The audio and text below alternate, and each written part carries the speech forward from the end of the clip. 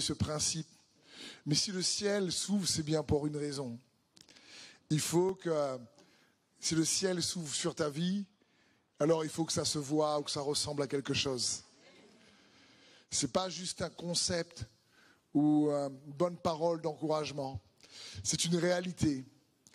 Et ce que j'ai eu à cœur de vous partager, je l'ai partagé chez nous, mais je le ferai d'une autre manière ce soir, s'intitule « Dieu veut te conquérir ».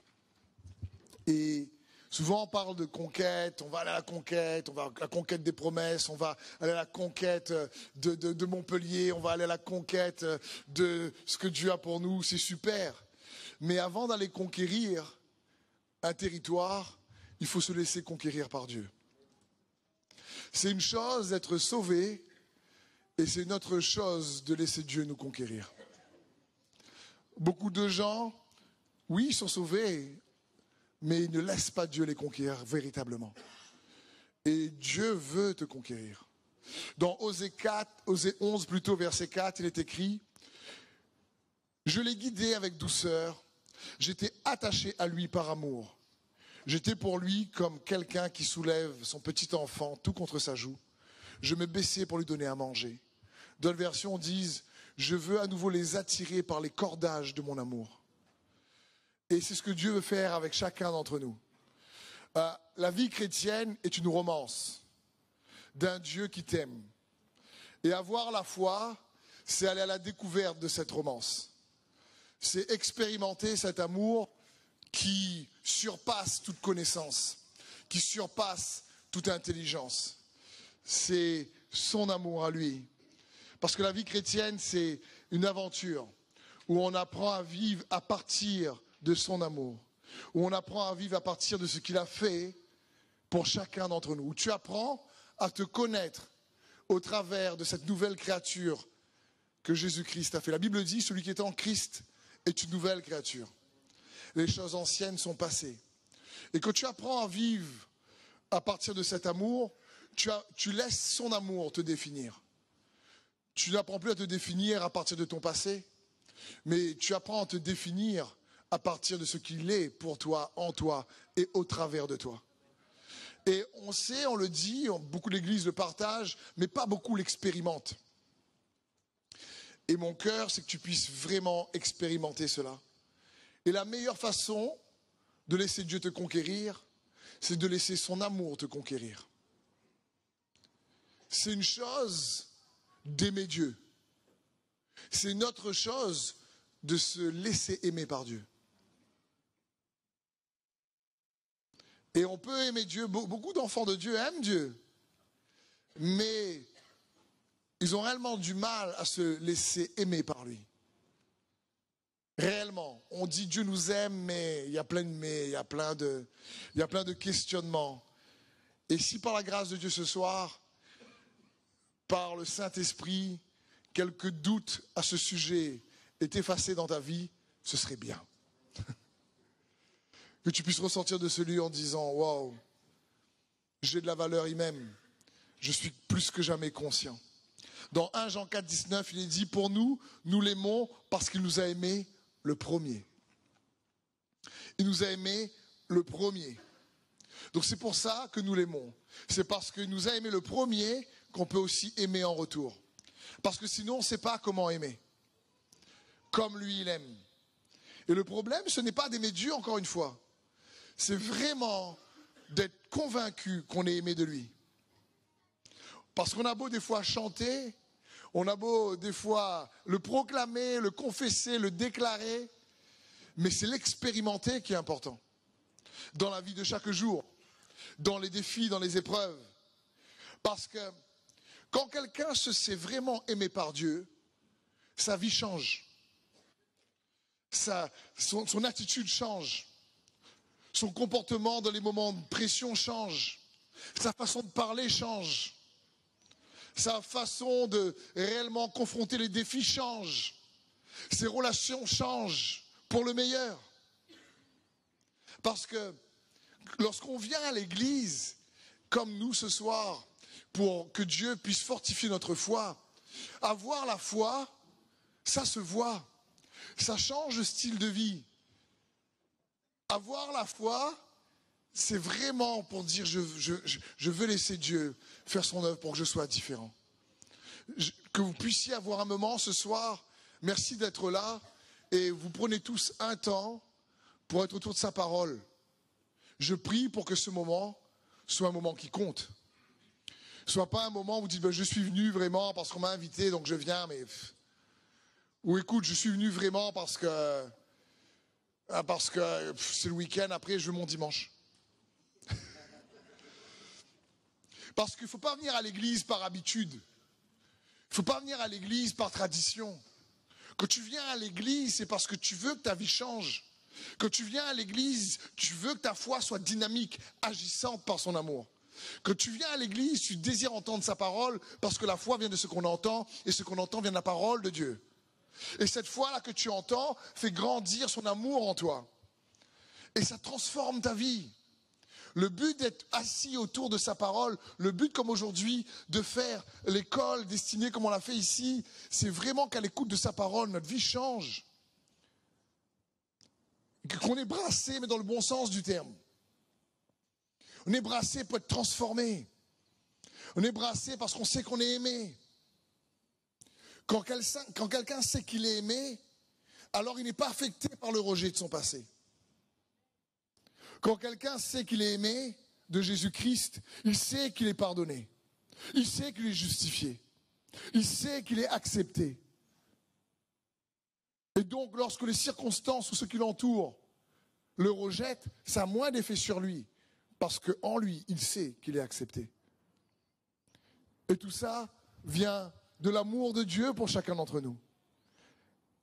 Et Dieu veut que nous puissions réaliser ô combien il nous aime. La Bible dit, je vous donne un commandement nouveau, aimez-vous les uns les autres, comme je vous ai aimé, vous aussi aimez-vous les uns les autres. La clé, c'est comme je vous ai aimé. C'est comme, sais-tu réellement comment il t'aime? Pour aimer les autres, il faut savoir le comme. C'est ça qui fait la différence. C'est comment il t'aime qui fait la différence. Et Dieu vous aime. C'est son cœur. Il a besoin que tu puisses rencontrer cet amour. Je me rends compte que c'est tellement puissant. L'amour de Dieu ne peut être qu'expérimenté vraiment. Et la Bible dit, aimez-vous les uns les autres comme je vous ai aimé. Ma question, ce n'est pas uniquement comment tu aimes Dieu, mais c'est comment tu t'aimes comme il t'aime. Parce que jeunes et moins jeunes, souvent, on a du mal à s'aimer. On a du mal à se sentir accepté. On se sent souvent rejeté. Et on a du mal réellement à s'aimer vraiment.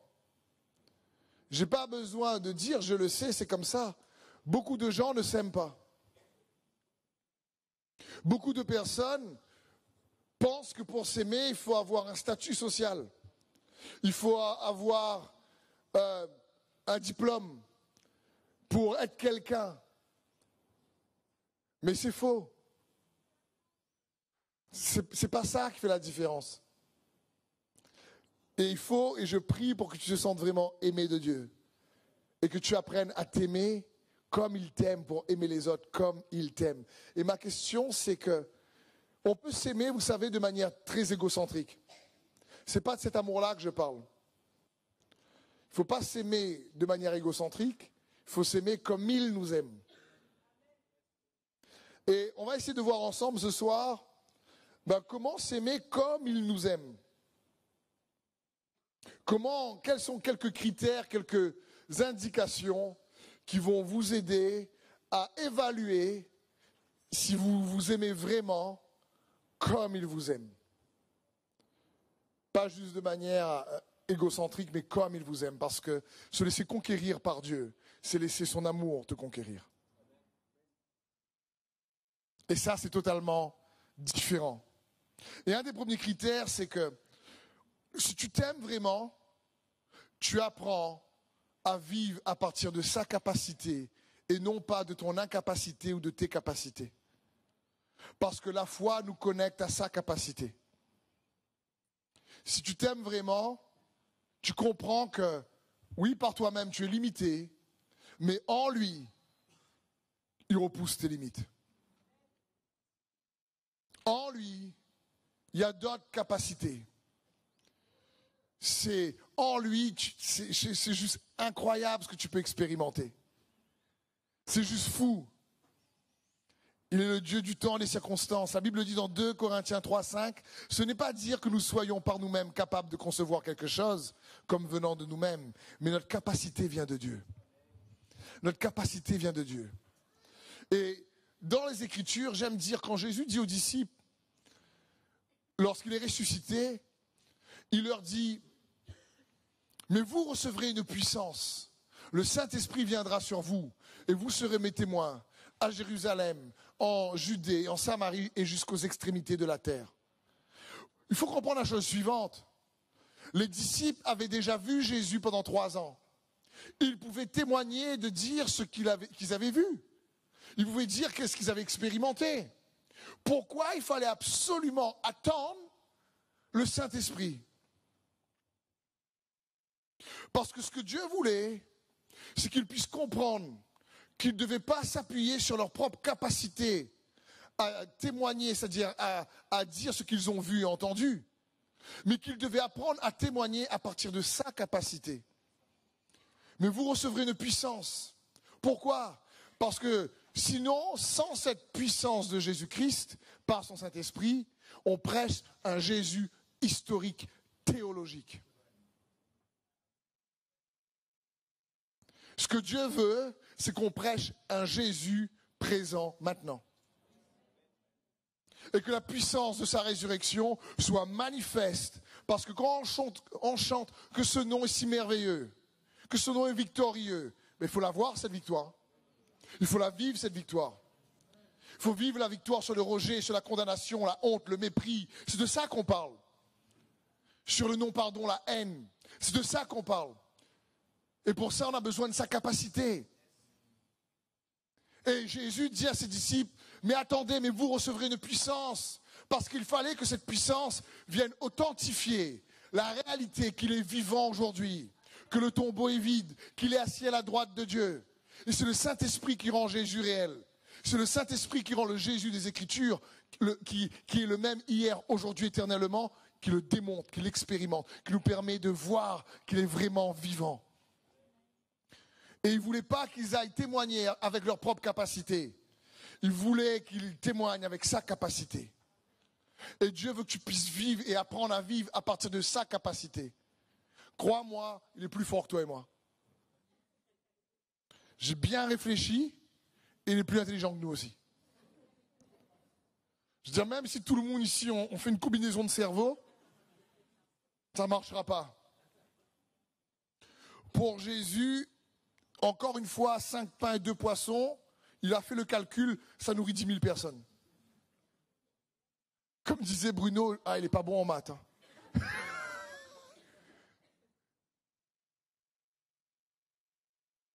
Qu'est-ce que vous avez? 5 pains et 2 poissons. Ok. On a combien? 10 000. C'est bon. 5 000 parce qu'il comptait que les hommes. Mais si tu rajoutes les femmes et les enfants, ça fait beaucoup plus. Et donc, j'aimerais te dire, tu sais ta propre limite dans ta vie, c'est toi. C'est pas les autres. On peut dire oui, mais si je vis cette vie-là, c'est parce que mes parents, c'est parce que ma famille, c'est parce que voilà, c'est ce qui m'est arrivé. Et je comprends que ça peut laisser des blessures et des séquelles. Je comprends que ça peut être difficile. Mais en réalité, si tu penses comme ça, tu te limites. Parce que Jésus est mort et ressuscité pour que ce que les autres t'ont fait ne t'affecte plus. Et c'est pour ça que j'ai déjà dit ici, mais il est bon constamment de le rappeler. Quand un jour une femme, une sœur est venue me voir, elle me dit, mais Steve, tu sais pas ce qu'ils m'ont fait. Tu sais pas ce qu'ils m'ont fait. C'est pour ça que je peux pas réellement, que je suis limité. Parce que ce qu'ils m'ont fait m'empêche de devenir celle que Dieu veut que je devienne. Et je lui dis, je ne sais pas peut-être moi ce qu'ils t'ont fait, mais je peux constater que tu ne sais pas ce qu'il a fait pour que ce qu'ils t'ont fait ne t'affecte plus.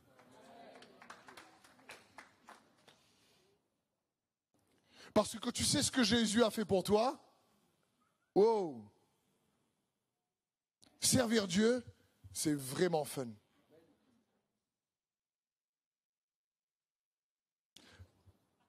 Souvent on dit, mais servir Dieu, c'est dur, porte ta croix. Porte ta croix. Et puis on dit aux jeunes, vous allez voir comment c'est super, porte ta croix, vous allez goûter. Et puis les jeunes, ils font,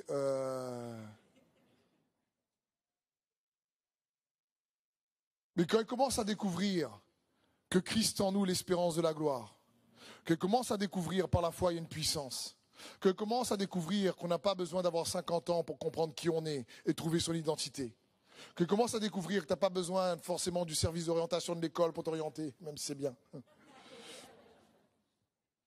Que tu commences à découvrir que, attends, tu as un appel, une destinée. Que tu commences à découvrir, peu importe ton âge, que nous sommes son ouvrage, créé en Jésus-Christ, pour de bonnes œuvres, qu'il a préparées d'avance, afin que nous les pratiquions. Éphésiens 3:20. Que tu commences à découvrir qu'il y a en lui, tu es capable de faire la différence. Et si tu es différent, c'est pour faire la différence. C'est pas pour avoir honte.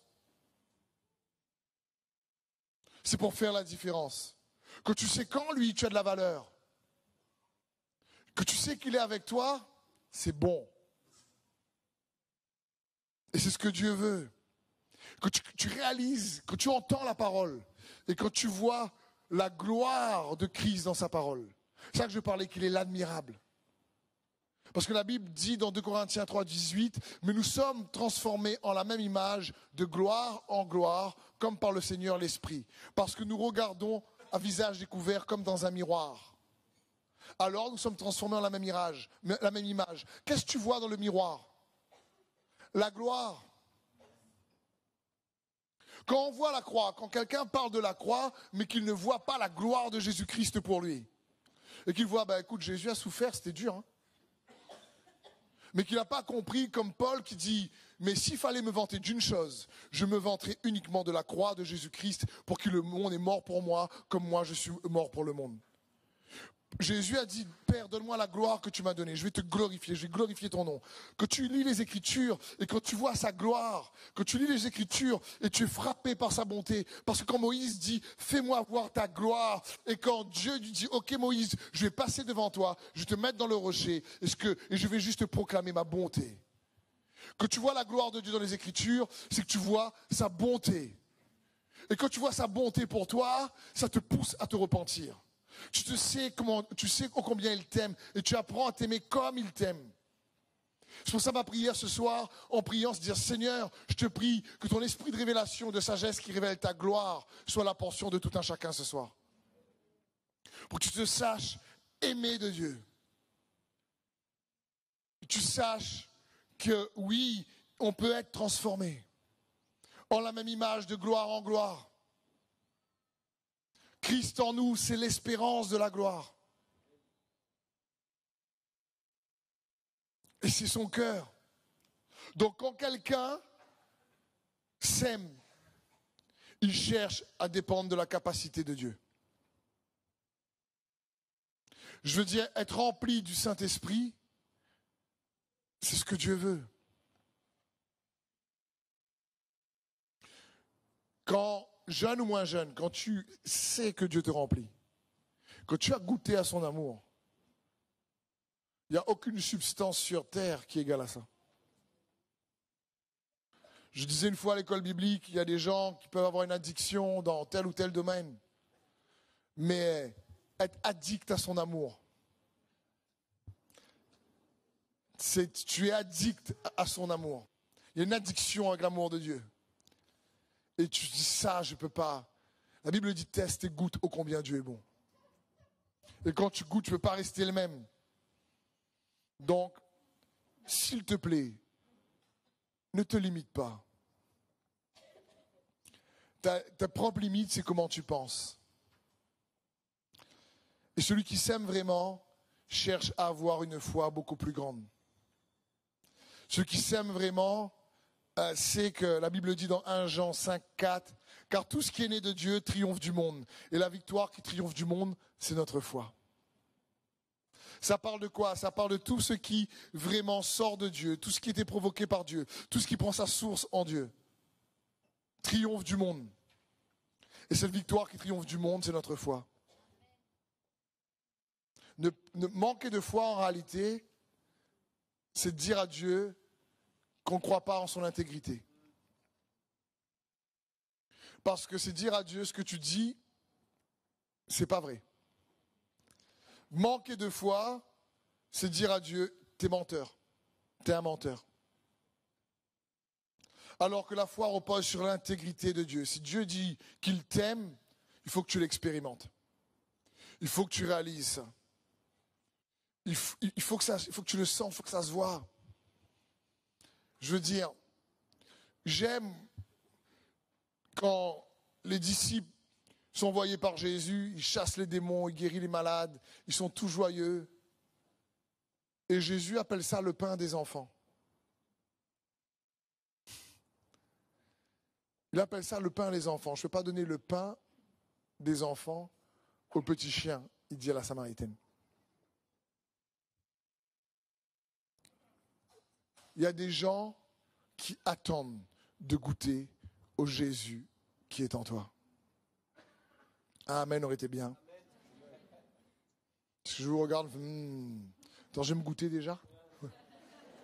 Salé, j'ai transpiré.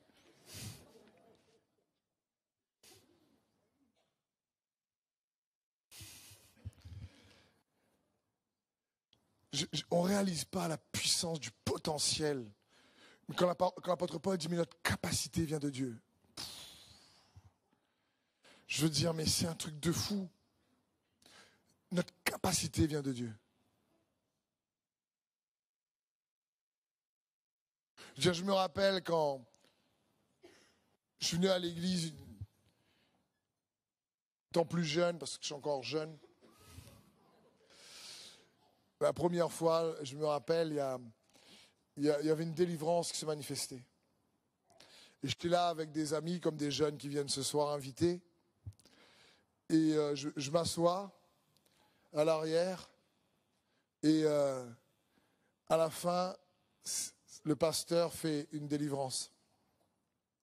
Et je vois la personne se manifester.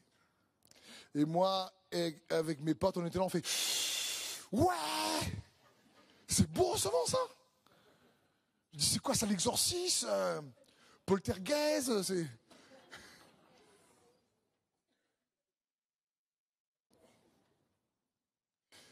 Et franchement, je me disais « Oh, c'est mieux que dans les films, quoi !» Et ça m'avait intrigué.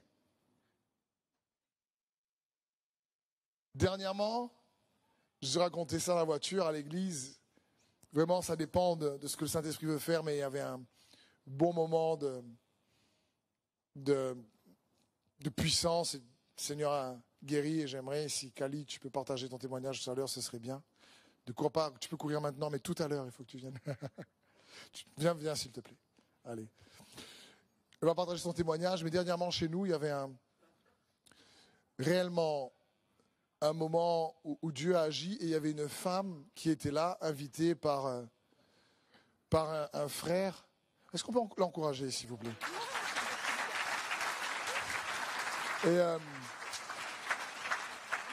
Et sa belle-mère était là et vraiment, elle est très religieuse. Et il y avait beaucoup de gens guéris. Et elle disait, mais comment il fait ça, lui? C'est le pape qui doit faire ça. Parce qu'il a reçu ça de Pierre. C'était marrant. Est-ce que tu peux partager ton témoignage, s'il te plaît, Kali? Tu te poses des questions? Alors, Kali, est-ce que tu peux me dire ce que tu m'as dit ce matin? Tu étais là il y a 4 semaines. Tu étais là il y a 4 semaines et tu as appelé à la fin pour la prière. Moi, j'étais tout au fond à l'accueil. Et précisément, tu as dit, Saint-Esprit voudrait guérir quelqu'un qui a mal au pied. Pour un pied quand même. Mais bon, sachant que je suis infirmière et que je trotte toute la journée, moi je boitais. J'avais commencé des soins. Et en fait, 4 jours après, j'ai bien du monde à l'évidence, je n'ai plus mal au pied. Voilà. tu n'as pas pris tes semaines. Si, mais elles sont dans le placard. Je veux dire, je vous disais la dernière fois, c'est que Dieu a guéri des gens, je vous dis, il faut témoigner, et personne ne témoigne. Et dans un coin de couloir, si moi j'étais guéri, moi aussi. Je dis, rendons gloire à Jésus quand il guérit. C'est le pain des enfants. C'est pas le pain des pasteurs. Hein. Si tu es un enfant de Dieu, tu as droit. Hein.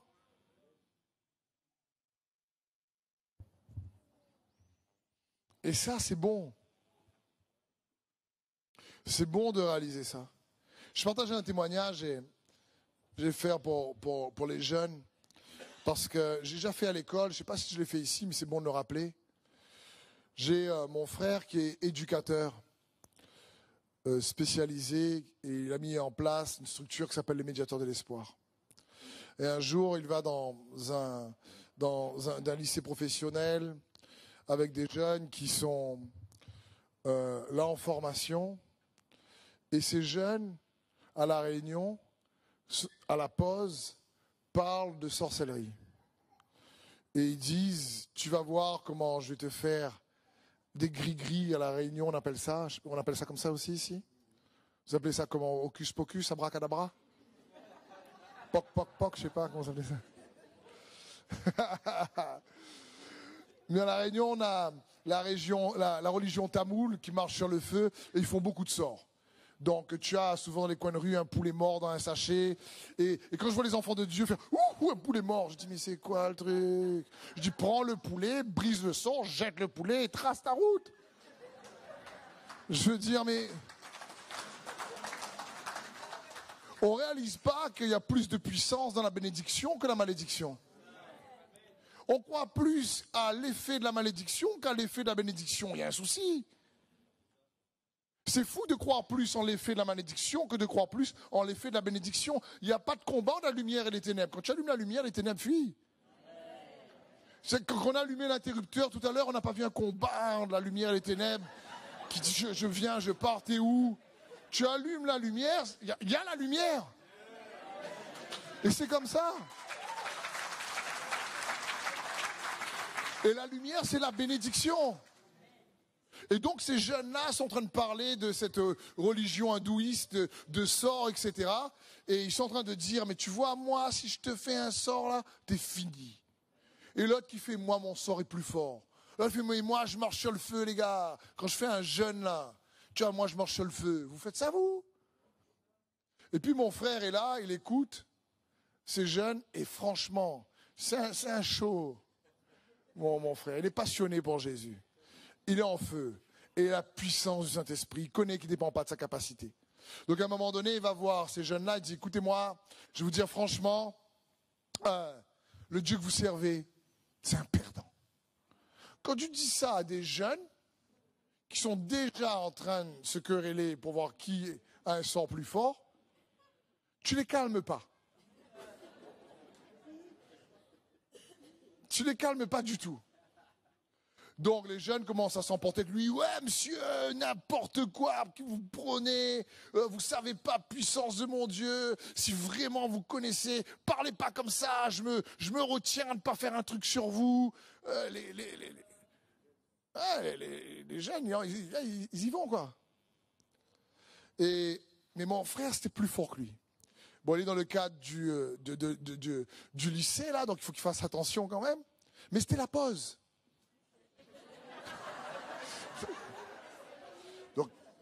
Donc il pouvait quand même. Là, on n'était pas trop sous la laïcité. Ils avaient débordé en plus. Et donc il arrive et confronté, les jeunes commencent à s'attrouper quand ça commence à chauffer, là. Donc là, il y a plusieurs qui arrivent, oh, qu'est-ce qui se passe, etc.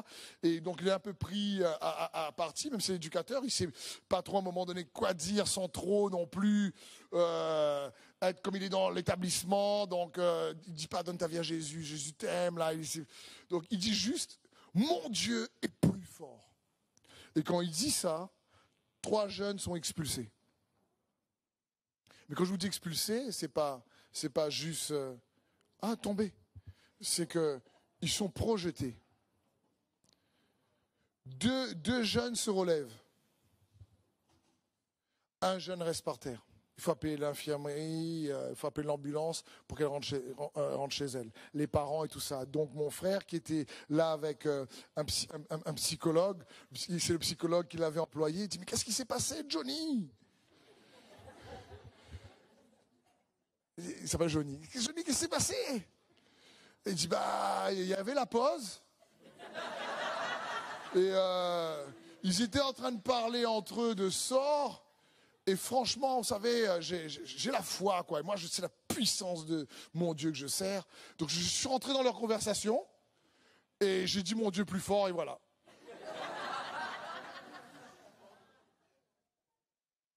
Et ce que j'ai aimé, c'est le psychologue qui était là, qui l'a regardé, les jeunes, ils étaient en train de dire « Mais monsieur, qu'est-ce que vous avez sur vous? Mais monsieur, c'est quoi ça ?» Et le psychologue lui dit, écoutez, c'est très bien, continuez à les évangéliser. Ce qui était chrétien aussi.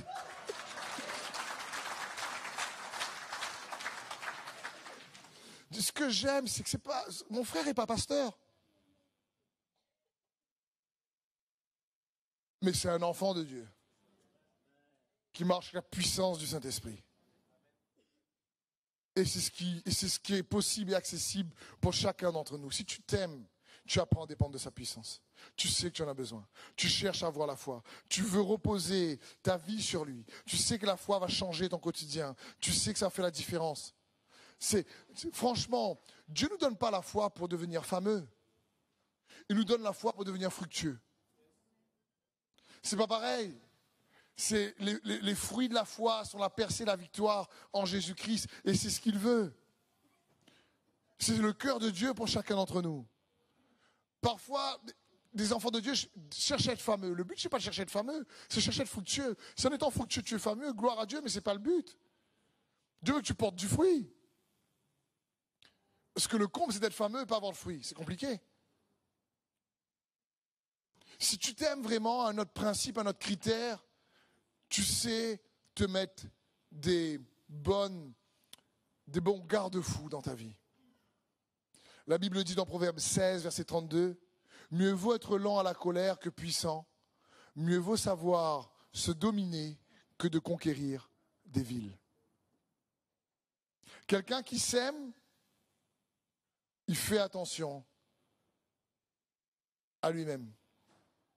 Il sait se mettre cette fois-ci des bonnes limites, pas dans sa tête, dans la discipline de vie. Il sait se maîtriser parce qu'il laisse l'amour de Dieu le maîtriser. Quelqu'un qui s'aime laisse l'amour se maîtriser. Et ça, c'est bon. Quand l'amour est au contrôle, c'est juste extraordinaire. Parce que si quelqu'un te fait du mal et que l'amour est au contrôle, alors tu sais que la façon dont l'amour rend justice, c'est qu'il pardonne. Je veux te dire franchement, si tu ne laisses pas l'amour au contrôle, c'est quelque chose d'autre qui risque de te contrôler. La jalousie, la haine, la rancœur, c'est quelque chose d'autre qui risque de te contrôler. Donc, si quelqu'un s'aime, il fait attention et il se met des limites. Il fait attention à lui-même. Un autre critère, quand quelqu'un s'aime vraiment, ou il apprend à s'aimer comme Jésus l'aime, il fait attention de ne pas laisser son orgueil et l'orgueil des autres le dominer. Le psaume 19, 13, le roi David prie et dit « Qui connaît ses égarements? Pardonne-moi ce que j'ignore. Préserve aussi ton serviteur des orgueilleux. » J'aime cette prière. « Qu'il ne domine point sur moi. Alors je serai intègre, innocent de grands péchés. Reçois favorablement les paroles de ma bouche et les sentiments de mon cœur. Ô Éternel, mon rocher et mon libérateur. » Ici, le roi David prie et il dit « Ne laisse pas les orgueilleux dominer sur ton serviteur. » Quand quelqu'un s'aime, il fait attention. L'orgueil peut être la manipulation. Quand quelqu'un s'aime, il fait attention de ne pas se laisser manipuler. Une jeune fille qui s'aime, une femme qui s'aime, fait attention de ne pas laisser séduire par quelqu'un qui réellement a juste un objectif. C'est réellement d'avoir ce que l'homme veut, c'est-à-dire les relations sexuelles, et après, ciao. Par exemple, quand quelqu'un s'aime, il fait attention de ne pas laisser l'orgueil des autres le dominer. Et ce n'est pas si facile. Il faut vraiment que tu saches t'aimer comme Dieu t'aime.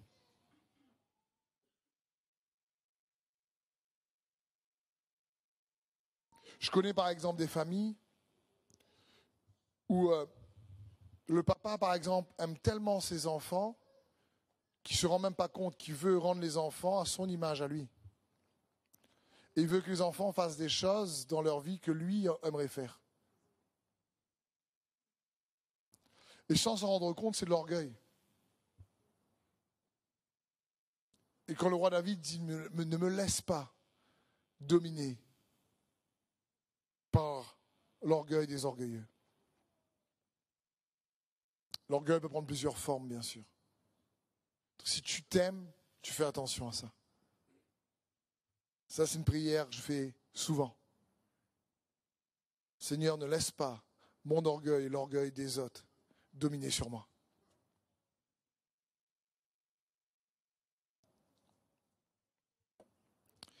Quand quelqu'un s'aime, surtout un homme, si un homme s'aime vraiment, il aime sa femme. Éphésiens 5, 28. Voilà comment chaque mari doit aimer sa femme, comme si elle était son propre corps. Ainsi, celui qui aime sa femme s'aime lui-même. Amen, les frères. Amen, les sœurs. Ah bah oui. Les femmes, vous devriez dire, ouais, tu as compris là? C'est ton mari à côté, tu as compris? Ça se voit que tu t'aimes pas trop encore, toi.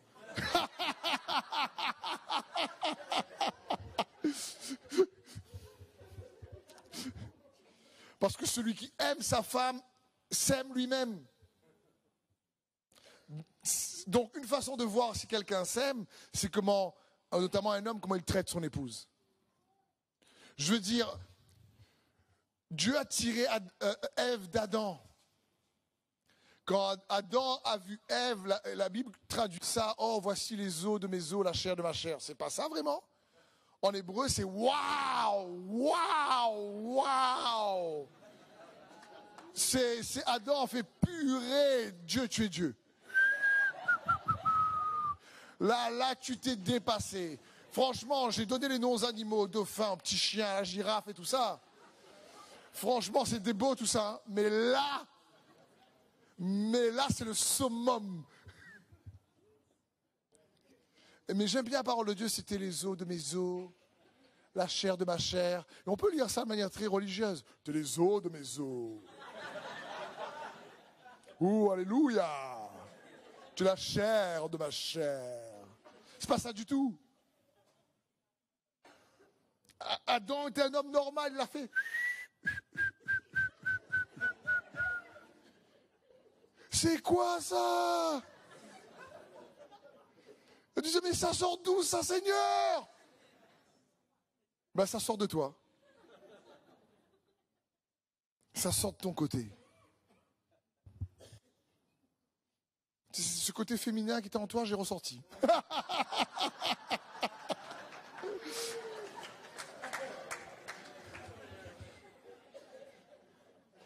Donc, c'est un frère vient me voir, me dit, moi j'ai un peu un côté féminin parfois. Je dis, ah non, elle est déjà sortie. Et ton vis-à-vis maintenant.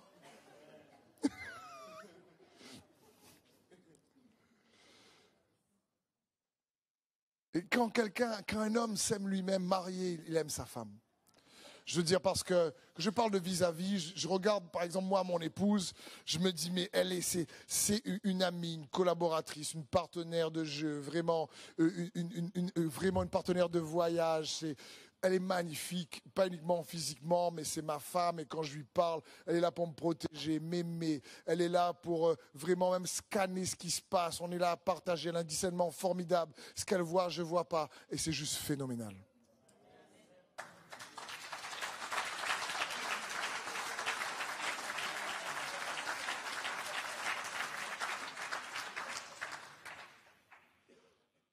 Et c'est ce que Dieu veut. Quand ma femme m'appelle, même les gars voient en général sur WhatsApp qu'on m'appelle, je suis comme Adam, moi. Quand ma femme m'appelle, je fais chérie. Je prends une photo d'écran. Parce que la parole de Dieu dit que l'homme soit toujours épris de sa femme. Parce qu'on peut laisser tellement la familiarité, la distance et l'indifférence nous dévier et laisser nos pensées aller méditer sur d'autres femmes. Que si on n'est pas intentionnel pour aimer son épouse, alors on peut aller à la dérive. Et quelqu'un qui s'aime lui-même aime sa femme. Un autre point, si tu t'aimes vraiment, tu cherches à être libre. La Bible dit, vous connaîtrez la vérité vous rendra libre. Mais libre de quoi? Libre de la culpabilité, libre de la condamnation, libre de la jalousie, libre de la rancœur, libre de la haine, libre du mépris, libre du rejet. Tu cherches à libérer ton âme de ces choses-là. Libre d'une mauvaise image de toi, libre d'une mauvaise façon de penser. Si quelqu'un s'aime lui-même, il cherche à être libre de ces choses-là. Pour pouvoir aimer vraiment. Il cherche à dire non, je ne peux pas laisser la haine me ronger. Je ne peux pas laisser la vengeance me ronger. Je veux être libre de tout ça. Quand quelqu'un s'aime, il cherche à être libéré de ces choses-là. Et c'est ce que Dieu veut. Et franchement, toute notre vie, si on ne comprend pas ça, même les stars, il y a des stars qui ne s'aiment pas. Le succès, ce n'est pas juste être populaire. Hein. Tu peux être populaire et te détester. Il y a des gens populaires qui se suicident après.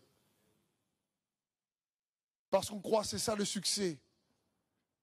Non, le succès, c'est s'aimer selon Dieu. Et s'aimer comme il t'aime. Parce que là, tu es vraiment libre. Parce que tu te sens accepté de lui.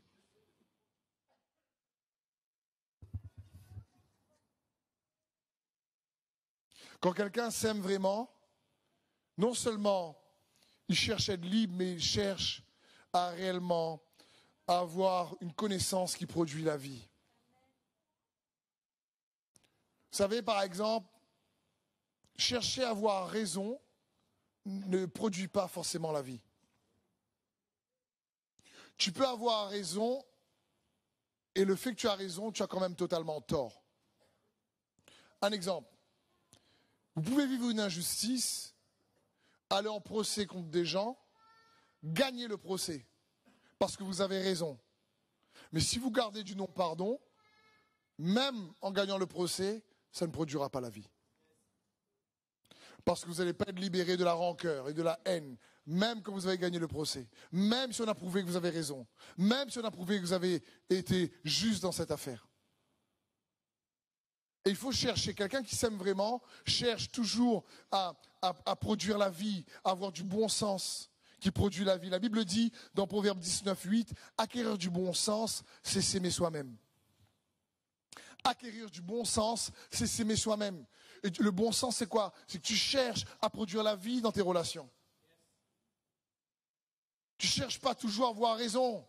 Vous savez, avoir raison, ce n'est pas une question de bien ou de mal, ce n'est pas une question juste de bon ou mauvais, ce n'est pas une question de faux ou vrai, c'est une question de réellement une vérité qui apporte la vie.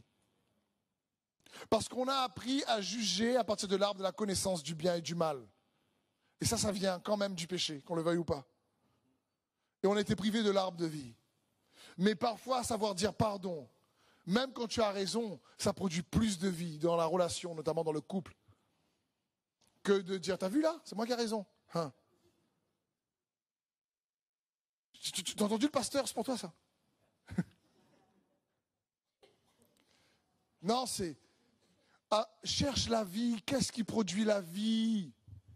Qu'est-ce qui produit la vie dans ton couple? Qu'est-ce qui produit la vie dans ta famille? Qu'est-ce qui produit la vie? La vie en Jésus-Christ, c'est vraiment une vie abondante.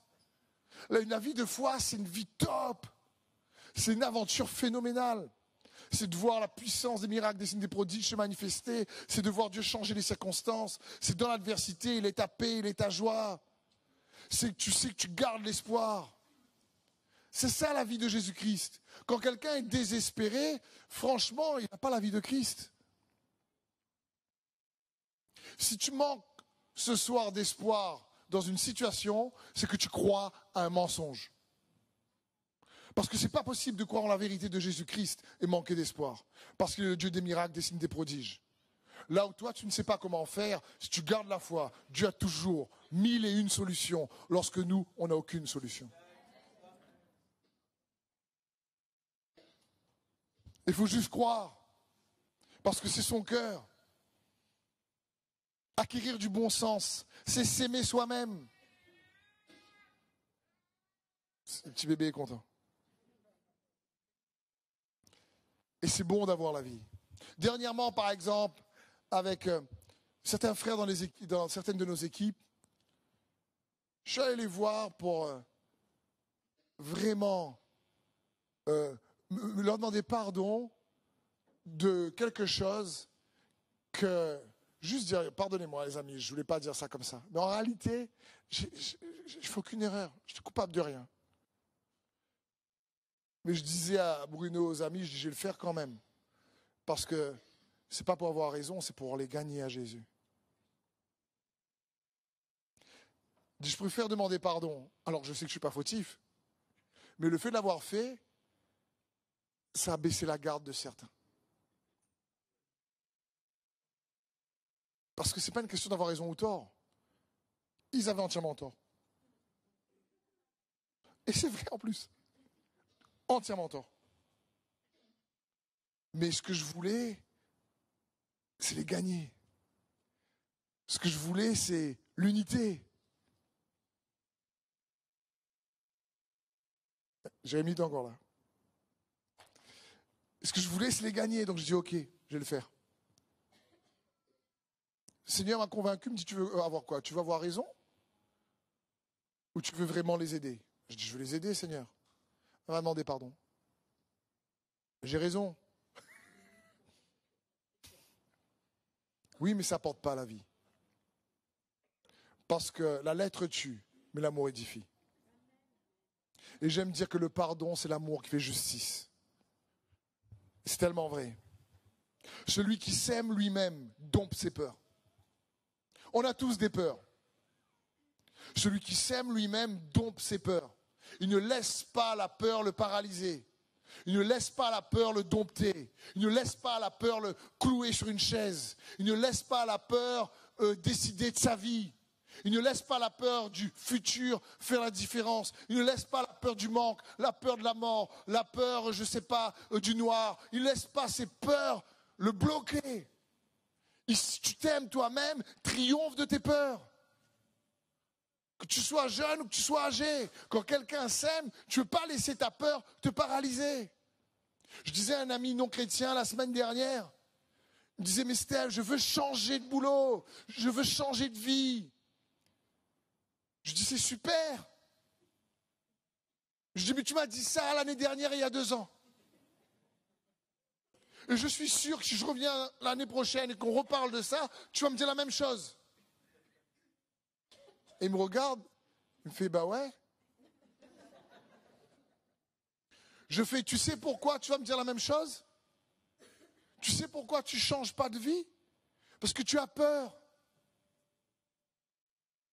Je dis dans l'amour. Hein. Je dis, mon ami, c'est pour toi que je dis ça, tu as peur. Et comme tu as peur, tu es cloué dans ton boulot que tu n'aimes pas. Parce que tu as peur de comment je vais faire pour ci, comment je vais faire pour ça. Tu as peur. Et si tu ne changes pas, si tu ne triomphes pas de ta peur, l'année prochaine, dans 2 ans, tu vas revenir me voir pour me dire « Mon boulot m'énerve, tous les gens sont sous pression, c'est impossible de travailler, ils sont comme ci, ils sont comme ça, mais comment tu veux que je fasse? Qu'est-ce que je fasse? Il y a aussi ça payer, il y a ça. » Je dis franchement, je comprends. Mais quelqu'un qui s'aime ne laisse pas ses peurs le paralyser. Il cherche à triompher. Il cherche à gagner du courage. L'amour de Dieu, quand tu sais que Dieu t'aime, ça te donne du courage. La Bible dit dans 1 Jean 4, 18, il n'y a plus de peur dans l'amour. Au contraire, l'amour parfait chasse la peur, car la peur implique une punition. Celui qui éprouve de la peur n'est pas parfait dans l'amour. Donc lorsque je sais que si je peur de quelque chose, je dois grandir. Il faut arriver à avoir cet amour qui triomphe de nos peurs. Cet amour qui nous donne du courage. Mais franchement, si tu veux que ta vie soit une vie puissante et fun, il faudra du courage. Parce que les tempêtes, elles arrivent pour tout le monde. Si quelqu'un ici dit, mais moi, je vais éviter toutes les tempêtes. Bah écoute, comment te dire? À mon avis, on a une fois tard d'arriver. Ça arrive pour tout le monde. Et il faut du courage pour triompher de ses peurs. Il faut un courage, j'appelle ça moi, obstiné, pour relever les défis. Quelqu'un qui s'aime se challenge lui-même. Quelqu'un qui s'aime se met des défis. Impossible. Quelqu'un qui s'aime rêve grand. Quelqu'un qui s'aime veut pas une vie banale. Quelqu'un qui s'aime sait qu'il a un temps de vie pour faire la différence et il est prêt à relever les défis. J'y vais, j'ai la foi pour faire la différence. Dieu avec moi. Je suis une lumière. Je suis le sel.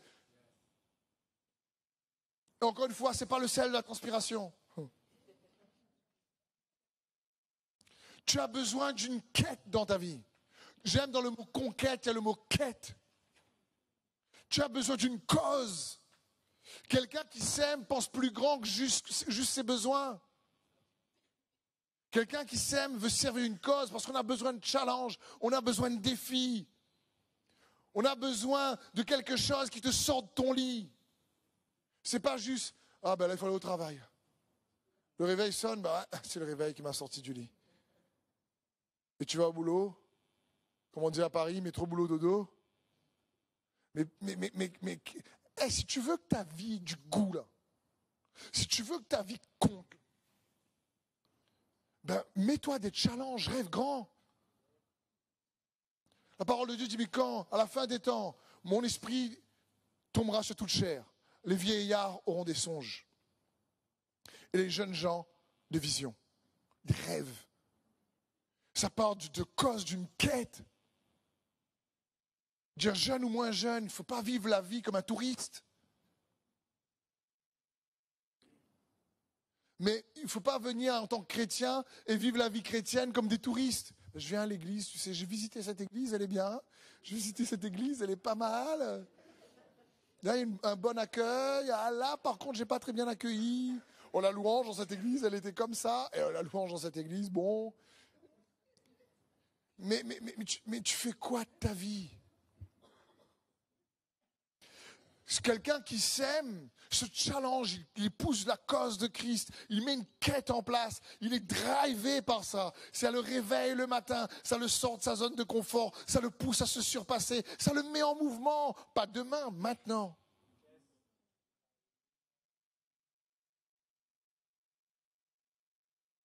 Si tu t'aimes comme Jésus t'aime, c'est à cette quête.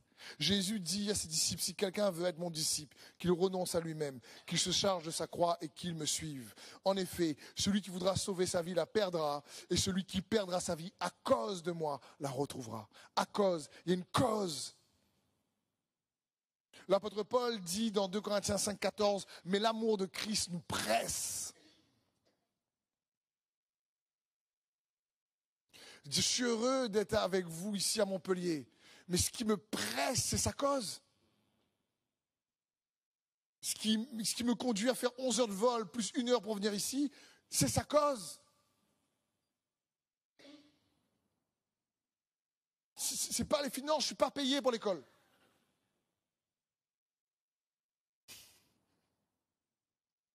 C'est sa cause. Et je fais des heures pour l'école.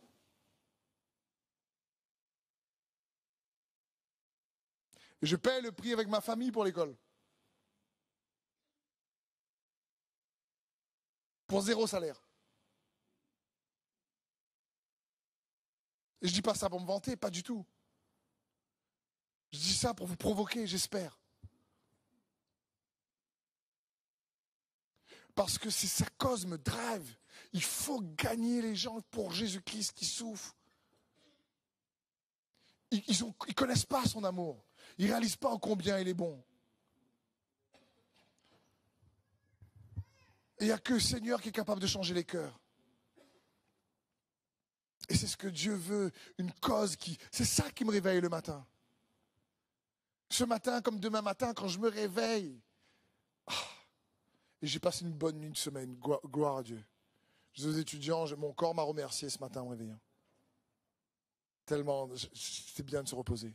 Mais quand je me réveille le matin, je me dis, Seigneur, tu me donnes la grâce et l'opportunité de partager ta parole aujourd'hui à des étudiants qui ont soif, qui sont prêts à venir toute une journée, à bronzer à la lumière de ta parole. Ils sont prêts à venir toute une journée, à bronzer sous les UV de la lumière de sa parole, pour prendre les couleurs de son amour.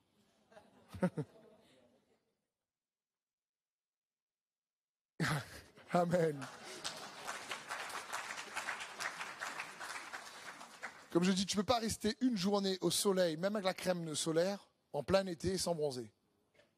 Surtout à La Réunion. À La Réunion, tu poiques. Je ne sais pas si vous connaissez ce terme, mais si tu te prends un coup de soleil de ouf, parce que les UV sont très forts. Et j'aime dire, quand tu restes une journée à la lumière de la parole de Dieu, tu poiques aussi. Mais tu poiques avec son amour. Donc quelqu'un s'aime lui-même, cherche une cause. Il veut servir une cause plus grande que lui. Quelqu'un qui s'aime lui-même, on a déjà vu, cherche toujours à triompher du mal par le bien. Jésus dit, aimez vos ennemis, bénissez ceux qui vous maudissent. Là, on a besoin de sa capacité. Amen. Faites du bien à ceux qui vous haïssent. Franchement, est-ce que c'est facile ça? Est-ce que c'est instinctif ici? Quelqu'un te haït, tu fais, je vais le faire du bien.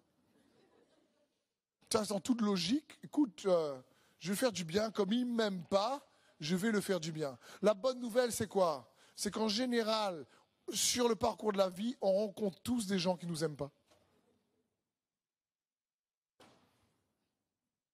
Donc, on a tous l'opportunité de faire du bien. Priez pour ceux qui vous maltraitent et qui vous persécutent, afin que vous soyez fils de votre Père. Ça parle afin que vous ayez une identité affermie. Et vous soyez établis dans son amour. L'homme bon fait du bien à son âme. Fais du bien à toi-même. Aime-toi un peu plus, s'il te plaît. Comment? Commence à pardonner à ceux qui t'ont fait du mal. Parce que je l'ai déjà dit ici, celui qui ne pardonne pas ne s'aime pas. Parce que quand tu ne pardonnes pas, tu laisses la rancœur ronger ton âme. Fais pas ça.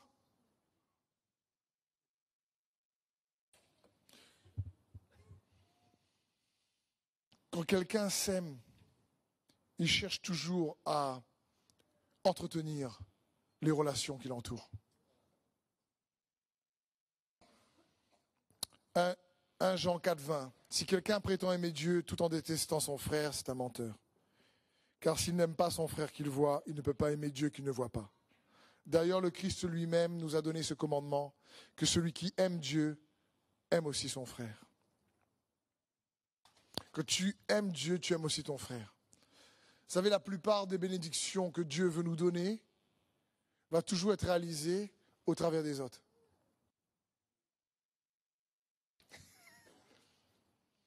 Va toujours être réalisée au travers des autres. Essaie de repenser à des bénédictions que tu as reçues, tu vois. Il y a sûrement quelqu'un derrière. Quand quelqu'un s'aime, il préserve les relations. Il cherche à entretenir les relations. Parce que celui qui aime Dieu aime son frère. Autant que cela est possible, si ton frère ne t'aime pas, tu ne peux pas faire autrement. Mais si toi, tu apprends à l'aimer, ça fera la différence.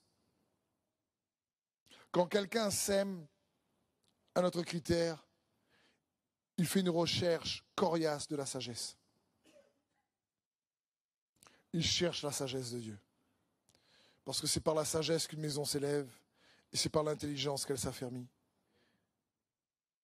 La sagesse est un arbre de vie, Proverbe 3, 18, pour ceux qui s'attachent à elle. La sagesse te permet de ne pas chercher à avoir tort ou raison. Elle produit la vie. La sagesse d'en haut produit la vie. C'est plus que du bon sens. Et le commencement de la sagesse, c'est la crainte de l'Éternel.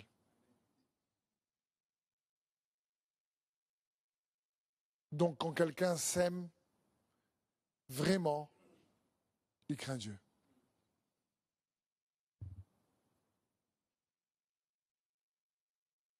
Il n'a pas peur de Dieu, c'est pas pareil. C'est une sainte révérence, un saint respect, c'est un saint amour. C'est un amour mélangé de respect, de crainte, d'honneur. C'est dans ce sens. Laisse Dieu te conquérir. Laisse Dieu t'aimer. Apprends à t'aimer comme il t'aime. Laisse-le. Laisse faire la différence dans ta vie. Laisse pas les peurs te paralyser. Laisse son amour devenir parfait pour chasser les peurs. On en a tous des peurs. Fois mes enfants viennent me voir, me disent « Papa, tu n'as pas peur, toi ?» Je dis « Si. » Quand j'ai des peurs, je vais dans sa présence et je vais tout faire pour qu'il enlève mes craintes et mes peurs et qu'il me donne cette paix enracinée dans son amour pour que je puisse faire les choix qui l'honorent. La crainte de Dieu est le commencement de la sagesse.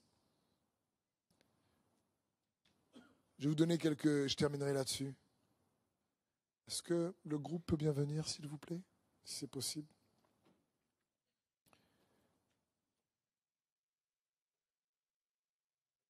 La crainte de Dieu, c'est quoi? Quand quelqu'un vraiment craint Dieu, écoutez les effets. Et après, je vais vous montrer les effets de quelqu'un qui craint l'homme. De quelqu'un qui est conduit par des peurs. Quand quelqu'un craint Dieu, il est actif. La crainte de Dieu nous préserve du mal.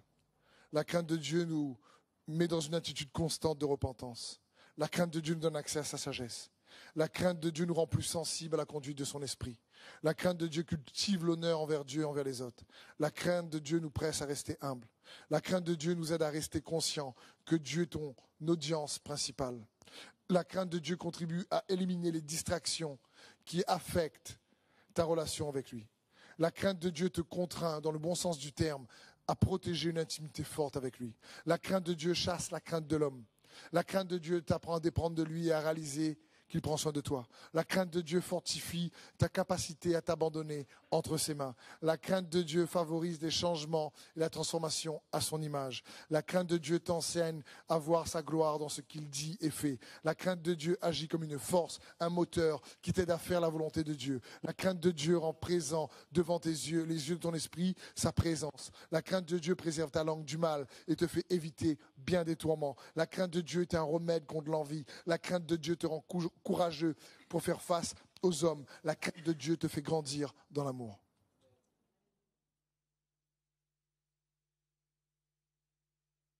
Maintenant, la peur ou la crainte de l'homme.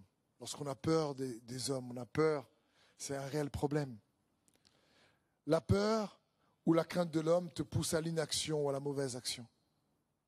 La peur te paralyse. La peur te déconnecte de Dieu. La peur va te rendre confus. La peur attire l'oppression. La dépression est pire. La peur te pousse à faire le mal. La peur t'empêche de dépendre de Dieu. La peur vient étouffer ta foi. La peur te fait parler beaucoup et donc pécher beaucoup. Quand quelqu'un a peur, il parle. En général, et puis il dit n'importe quoi.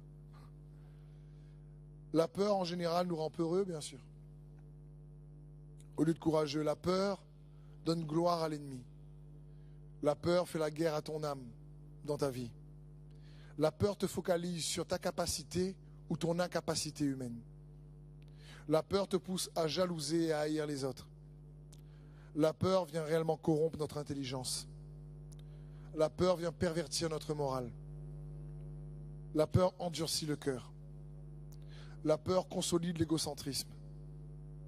La peur alimente l'orgueil. La peur te pousse toujours à accuser les autres pour te justifier. La peur alimente des rivalités. Donc, choisis la crainte de Dieu.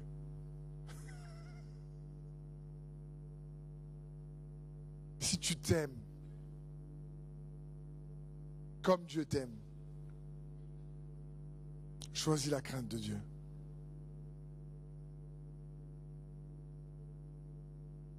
Réalise, venir à l'église, écouter sa parole, être un enfant de Dieu. Il faut que ça change ton quotidien. Il faut que ça change tes habitudes. Comment? En te changeant de l'intérieur. En changeant la perception que tu as de toi.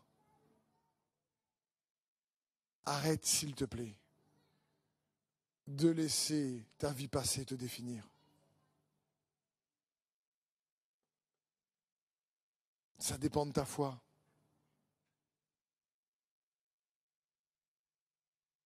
Laisse son amour te définir. C'est son amour qui doit te définir, pas tes parents, pas tes amis. C'est lui qui te définit.